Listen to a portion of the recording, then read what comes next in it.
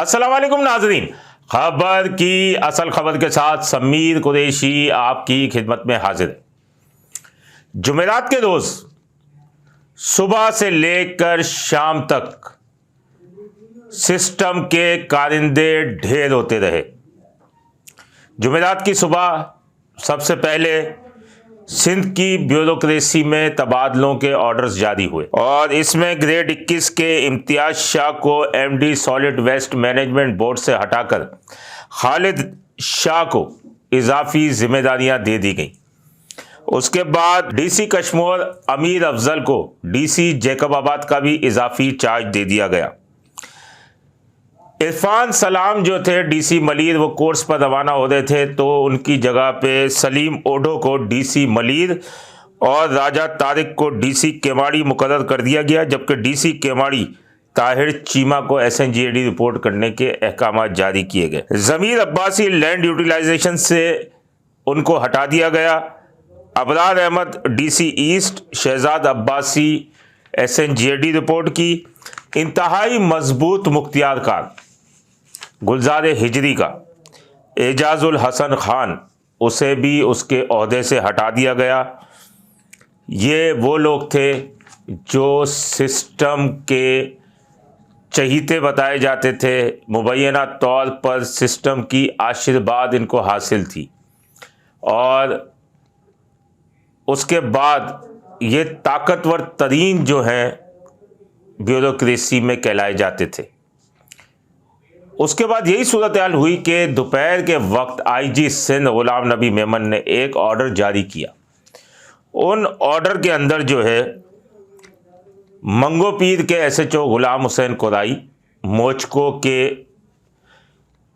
Bashir वद्धो, board बेसन के नसीर तनोली, क्लिफ्टन के आजम राजपर और पुलिस पोस्ट खुदा की बस्ती हादी बख्श, इन तमाम का तबादला करके इनको बी कंपनी गार्डन हेडक्वार्टर रवाना कर दिया गया।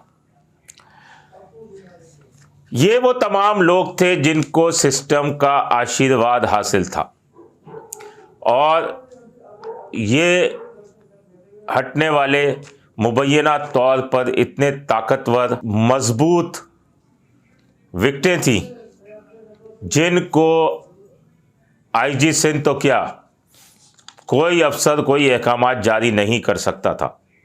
आज आईजी सिंध का जब ये ऑर्डर आया तो बहुत पुलिस में ही तशवीश की लहर पाई गई कि आखिर इनका तबादला हुआ कैसे।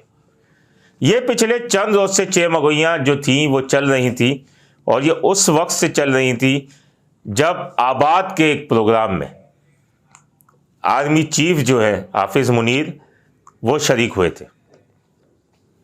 उस वक्त आबाद के प्रोग्राम के अंदर जो आबाद के चेयरमैन थे उन्होंने कुछ शिकायत जो है वो उनके सामने रखी थी कि ब्यूरोक्रेसी जो है वो काबू में नहीं आ रही, वो परेशान कर रही है, जिसकी वजह से हम अपना काम नहीं कर सकते।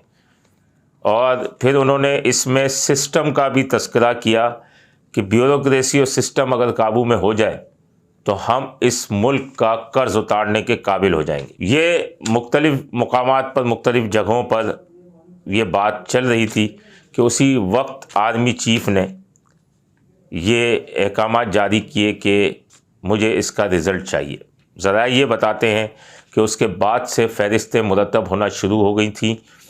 ये वो ऐसे चोज थे जिनको सियासी बाअसर अफराद की आशीर्वाद थी। ये वो डीसीज थे जो कि किसी की नहीं सुनते थे सिवाय सिस्टम के। अब मुबैना तौर पर इनको तो हटा दिया गया है। देखें, मालूम ये चला है कि ये पहला मरहला था। अगले मरहले में जो ज़मीनों का सिस्टम चला रहे हैं उनकी भी खिंचाई होने वाली है, उनका भी नंबर लगने वाला है। और ये पहला मरहला था। दूसरे मरहले में डीआईजीज़ और एसएसपीज़ की भी बारी है। इसके अलावा ब्यूरोक्रेसी के अंदर जो सिस्टम की आशीर्वाद से बैठे हुए हैं उनकी भी बारी है। अंदरून सिंध में जो सिस्टम चला रहे हैं वहाँ का भी नंबर लगने वाला है। लेकिन ये तमाम तबादले होने से सिस्टम को बहुत बड़ा कराची में खुसूसन झटका लगा है और मज़ीद फहरिस्तें तैयार हैं। वो रिज़ल्ट कब आता है वो देखना है। ये सिस्टम को एक बहुत बड़ा झटका लगा है कराची में, लेकिन अब ऐसे कई झटके अंदरूने सिंध में भी लगेंगे और मुख्तलिफ ब्यूरोक्रेसी के जो डीसीज़ हैं या जो इनकी आशीर्वाद से लगे हुए हैं उनके ऊपर भी कार्रवाइयाँ होंगी। ज़राए तो ये भी बताते हैं कि इनके असासे भी चेक होंगे। हम अपने नाज़रीन को इन तमाम चीज़ों से वक्तन फ़वक्तन आगाह भी करते रहेंगे। अपने होस्ट समीर कुरैशी को इजाज़त दीजिए। अल्लाह निगहबान। Z110 न्यूज़, खबर की असल खबर।